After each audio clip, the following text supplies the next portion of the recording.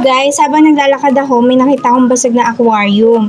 Tara, samahan niyo ako, ayusin natin to. At dahil big girl na ang lola mo, kaya ako na mismo ang mag-aayos ng basag na aquarium. De charot, wala lang akong budget. So yan guys, gagamit tayo ng high performance silicone sealant para ma-fix yung nabasag nyong relasyon. Cheers! Ipapas forward ko na lang para hindi kayo mainip.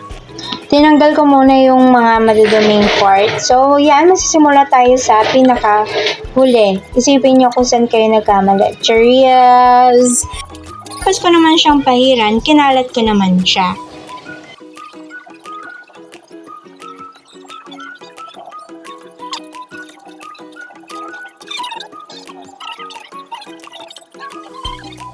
Dahil matindi yung damage nitong ilalim na yan, kaya dinoble-doble ko para pinasobrahan ko na kasi ayoko magkulang. Cheers!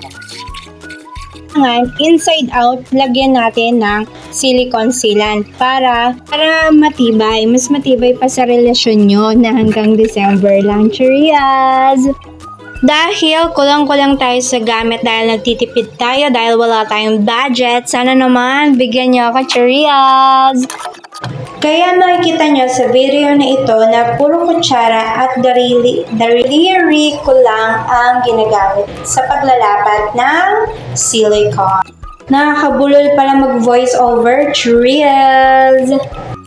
Napansin ko yung sarili ko sa camera habang nagbibideo ako na napaka-haggard ko na pala kaya nagpunos ako ng pawis at medyo na nga pala ako ng hapon sa paggawa ng aquarium pero okay lang. Late! May gagamitin ng mga babies ko.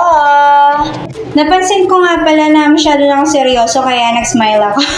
After ko nga pala mag-smile, bumalik na ako sa pagiging serious face.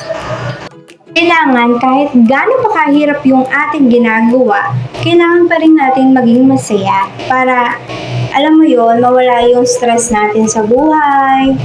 So, balik na nga tayo sa pagpapahid ng silicone sealant sa binasag mong relasyon. Cheers! Pag-ibig ko habang binibini, ikaw ang pinipili siya. Sumulat muli ng aking pag-ibig. Ikaw ang binibining nais ko. Binibining marikit na dalangin ko. Ikaw ang nagbigay ng kulay sa aking mundo. O, akala nyo si Marian Rivera, no? Nagkakamali kayo. Si Liza Soberano yun. Cheers!